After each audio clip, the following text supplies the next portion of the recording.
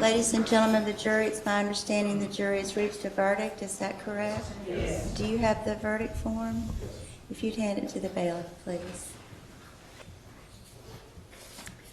All right, I've reviewed the form to make sure it was filled out correctly. I'll read the verdict. State of Florida versus Donald James Smith, verdict as to sentence. We, the jury, find as follows as to the defendant Donald James Smith in this case. We, the jury, unanimously find that the state has proven the following aggravating factors beyond a reasonable doubt as to the defendant Donald James Smith in this case. Donald James Smith was previously convicted of a felony involving the use or threat of violence to another person. The first-degree murder was committed while Donald James Smith was engaged in the commission of a kidnapping and a sexual battery. The first-degree murder was committed for the purpose of avoiding or preventing a lawful arrest. The first-degree murder was especially heinous, atrocious, or cruel. The first-degree murder was committed in a cold, calculated, and premeditated manner without any pretense of moral or legal justification. Cherish Periwinkle was a person less than 12 years of age. Reviewing the aggravating factors that we unanimously found to be proven beyond a reasonable doubt in Section A above, we, the jury, also unanimously find that the aggravating factors are sufficient to warrant a possible sentence of death, and they have marked yes.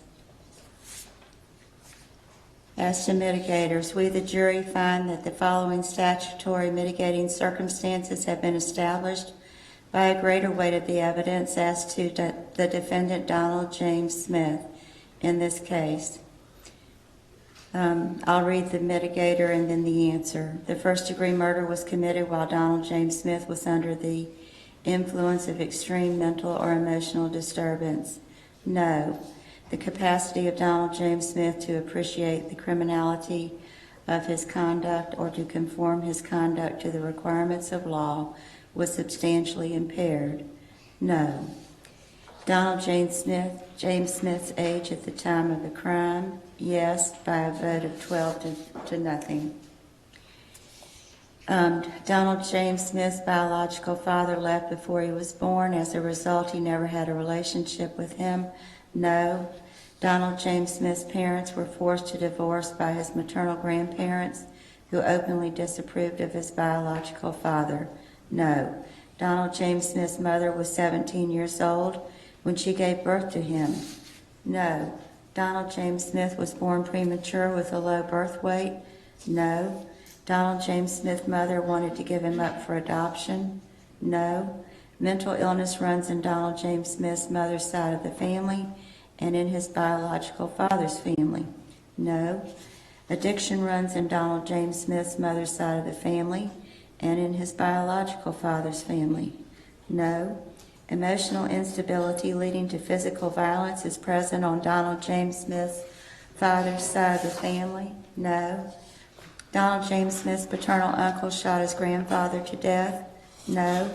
Donald James Smith's mother spent very little time with him as a baby, instead focusing all of her attention on finding a man who could provide her with the lifestyle her parents felt she deserved. No. Donald James Smith moved out of his grandparents' home when his mother married Clifton Smith, the man who formerly adopted him, which was extremely traumatic. No. Cliff was verbally and emotionally abusive to Donald James Smith. He also locked Donald James Smith outside as punishment. No. Cliff was physically abusive to Donald James Smith. No. Donald James Smith was traumatized by his stepfather's treatment. He became clingy, stopped eating, and wet the bed long past the age of typical potty training. No. Cliff was paranoid and obsessed with violence. Donald James Smith was terrified of what he witnessed. No. Cliff's job in the insurance business forced him to move regularly. As a result, Donald James Smith was repeatedly uprooted from his home, adding to the instability of his living environment. No. Because of the frequent moves, Donald James Smith was frequently bullied. This caused him to feel alienated, detached, despondent, and angry. Donald James Smith resorted to paying other kids to play with their toys? No.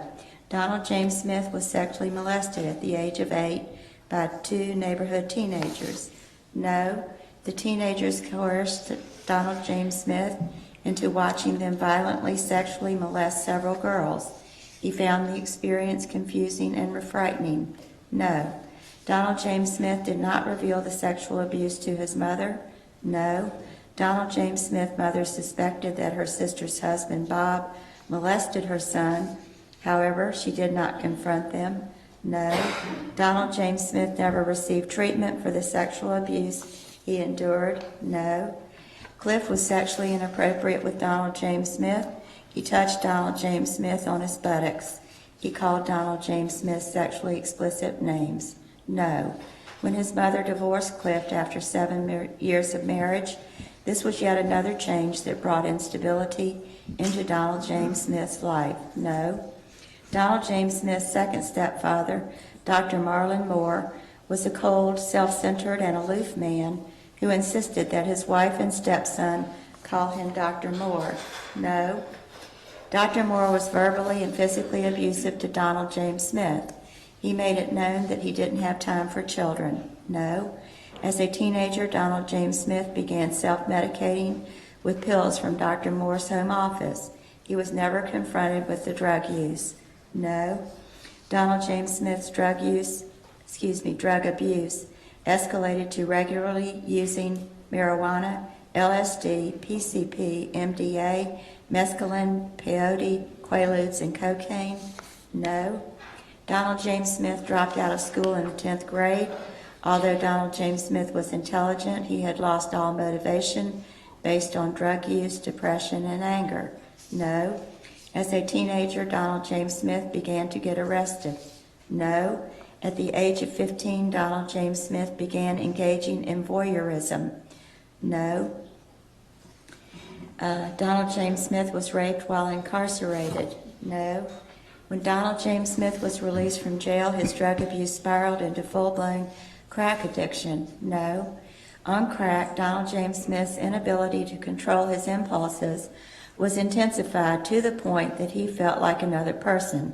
On the streets, Donald James Smith became notorious for his behavior while high. He was paranoid, manic, unstable, and impulsive? No. Donald James Smith's mother enabled his drug addiction.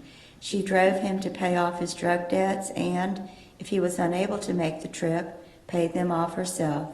She continued this for decades? No. At the age of 20, Donald James Smith attempted suicide for the first time by driving into an oak tree on Orange Picker Road. He flipped his car but survived the accident. Donald James Smith did not receive treatment for his injuries? No. Donald James Smith experienced a dissociative episode due to drug use where he lost time? No. Donald James Smith made his second suicide attempt in the Duval County Jail? No. In 1977, Donald James Smith was designated as a mentally disordered sex offender and committed to the North Florida Evaluation and Treatment Center? No. Throughout his adult life, Donald James Smith spent hundreds of dollars per day on crack. During the year of 2002, he spent more than $90,000 in a 4-month period. He went on binges that lasted for weeks. During these episodes, Donald James Smith did not eat or sleep? No. Donald James Smith fathered a son, Donald James Smith Jr., born June 2, 1992. He married his son's mother, Francine Brown, but the relationship was short-lived? No. Donald James Smith was far from a perfect father. However, he has tried to parent his son to the best of his ability? No. Donald James Smith Jr. has developed a close relationship with his father since he has been incarcerated? Yes, by a vote of 7 yes to 5 no. Donald James Smith has been repeatedly diagnosed as having antisocial personality disorder, polysubstance dependence, pedophilia, and cocaine dependence? No. In 1999, Donald James Smith was designated as a sexually violent predator and subsequently committed to the Martin Treatment Center through the Jimmy Rice Civil Commitment Act. While detained at MTC, Donald James Smith did not complete the treatment plan developed for him. No. While at the Martin Treatment Center, Donald James Smith engaged in a sexual relationship with another patient who was known for being HIV positive. This was regarded as Donald James Smith's third suicide attempt. No. In spite of the fact that Donald James Smith did not participate in counseling, he was released from the Martin Treatment Center based on a decision made by members of the State Attorney's Office in Duval County. No. Once released from the Martin Treatment Center, he was required to receive a psychosexual evaluation and treatment. Dr. James Vallely completed the evaluation and concluded that Donald James Smith was highly likely to reoffend. No.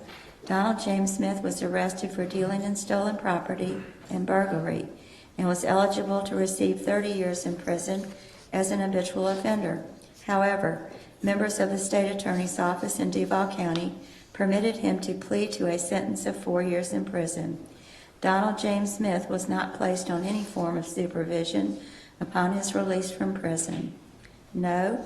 In 2006, a state psychological assessment determined that Donald James Smith did not meet the criteria for civil commitment in the Jimmy Rice Civil Commitment Center, although he had never received any meaningful rehabilitation. No. In 2011, Donald James Smith Baker-acted himself. He reported homicidal thoughts, auditory and visual hallucinations. He also admitted a history of using cocaine and Lortab. He was diagnosed as having a potential for homicide, suicide, and violence. The center recommended one-on-one counseling and let him stay 3 or 4 days. They never followed up with therapy. No. In 2009, Donald James Smith was arrested for attempting to lure a 9-year-old girl while posing as a Department of Children and Families worker. If found guilty, he could have been sentenced to 10 years in the Department of Corrections, but members of the State Attorney's Office in Duval County agreed to a plea agreement allowing a county jail sentence, which bypassed further screening into the Jimmy Rice Civil Commitment Center. No. On June 1, 2013, Donald James Smith was released from Duval County Jail. He was not placed on any kind of supervision by the state of Florida. No. 3 weeks before the murder of Cherish Periwinkle, Donald James Smith went to Shands Hospital and then was Baker-acted. He stated that he was having violent thoughts and wanted to get into a residential program. The center gave him a new brochure and told him to study and practice. They allowed him to stay approximately 24 hours. No. Neuropsychological testing has indicated that Donald James Smith's brain functioning is abnormal. He has deficits in executive functioning and poor impulse control. No. Donald James Smith's neuropsychological disorders are exacerbated by substance abuse and addiction. No.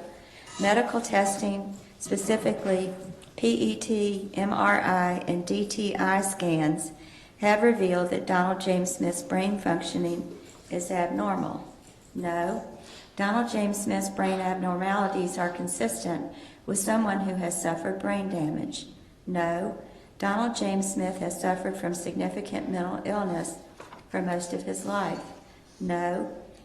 Donald James Smith's mental illness is not something he has chosen. No.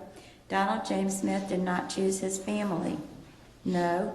Donald James Smith did not choose the way his family treated him. No. Donald James Smith did not choose to be sexually molested. No. Donald James Smith's childhood experiences shaped the person he became as an adult. No. At the time of the offenses, Donald James Smith was 56 years old. He is now 61 years old. No. Donald James Smith has been diagnosed with chronic obstructive pulmonary disease, COPD, heart disease, hepatitis B, and hepatitis C. No. Donald James Smith has been a strong support system for his mother, who is receiving treatment for breast cancer. No. Donald James Smith has not been a threat to correctional officers or other inmates in the Duval County Jail and the Department of Corrections. No. We, the jury, unanimously find that the aggravating factors that were proven beyond a reasonable doubt in Section A above outweigh the mitigating circumstances established in Section C above. Yes.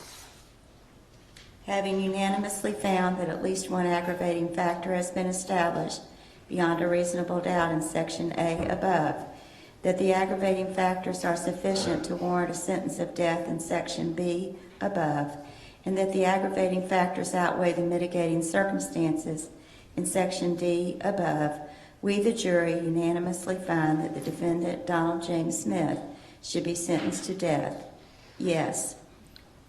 And so say we all, this 22nd day of February, 2018, and signed and dated by the foreperson.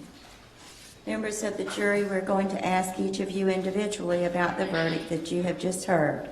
The question pertains to whether the verdict as read by the court was correctly stated. Madam Clerk, would you poll the jury? Do you, juror number 7, agree that each of the findings in the verdict form is yours? Yes. Do you, juror number 13, agree that each of the findings in the verdict form is yours? Yes. Do you, juror number 15, agree that each of the findings in the verdict form is yours? Yes. Do you, juror number 17, agree that each of the findings in the verdict form is yours? Yes. Do you, juror number 18, agree that each of the findings in the verdict form is yours? Yes. Do you, juror number 24, agree that each of the findings in the verdict form is yours? Do you, juror number 29, agree that each of the findings in the verdict form is yours? Yes. Do you, juror number 33, agree that each of the findings in the verdict form is yours? Yes. Do you, juror number 34, agree that each of the findings in the verdict form is yours? Yes. Do you, juror number 46, agree that each of the findings in the verdict form is yours? Yes. Do you, juror number 62, agree that each of the findings in the verdict form is yours? No. Do you, juror number 63, agree that each of the findings in the verdict form is yours? Yes. Thank you. Thank you, Madam Clerk. Ladies and gentlemen of the jury, you have completed your jury service. It's been a long 3 weeks. On behalf of everyone involved in this case, I would like to thank you for your patience and all the time you have devoted to us. With that, in a moment, you will be free to go. You do not have any obligation to speak to anyone about this case. If anyone talks to you about the case and you don't want to speak about the case, you do not have to speak about the case. If you wish to speak about the case, then that's up to you. You are now an ordinary citizen again, and you can go about your life in an ordinary manner. I don't think anybody tomorrow will ask you if you followed my instructions. I don't think you'll have to hear that again. Let me just see one more thing, just a second. I'll put this in more legal terms than what I just said. I wish to thank you for your time and consideration of this case. I also wish to advise you of some very special privileges enjoyed by jurors. No juror can ever be required to talk about the discussions that occurred in the jury room except by court order. For many centuries, our society has relied upon juries for consideration of difficult cases. We have recognized for hundreds of years that a jury's deliberations, discussions, and votes should remain their private affair as long as they wish it. Therefore, the law gives you a unique privilege not to speak about the jury's work. Although you are at liberty to speak with anyone about your deliberations, you are also at liberty to refuse to speak to anyone. A request to discuss either your verdict or your deliberations may come from those who are simply curious or from those who might seek to find fault with you, from the media, from the attorneys, or elsewhere. It will be up to you to decide whether to preserve your privacy as a juror. Again, ladies and gentlemen, thank you. You are discharged. All right, you may be seated.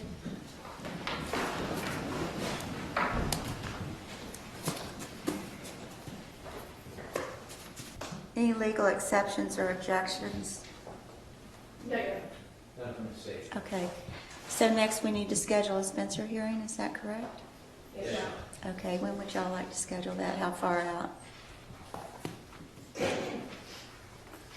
All right, March 28th at 9 o'clock in courtroom 406 for a Spencer hearing, and I'll have to check to make sure the courtroom's available, et cetera. I'll send y'all an email and make sure you know, all of you, the court reporter, everybody, that that's okay. But for now, March 28th at 9 for a Spencer hearing in this courtroom. And with that, I believe we're in recess. Yes, sir. Thank you.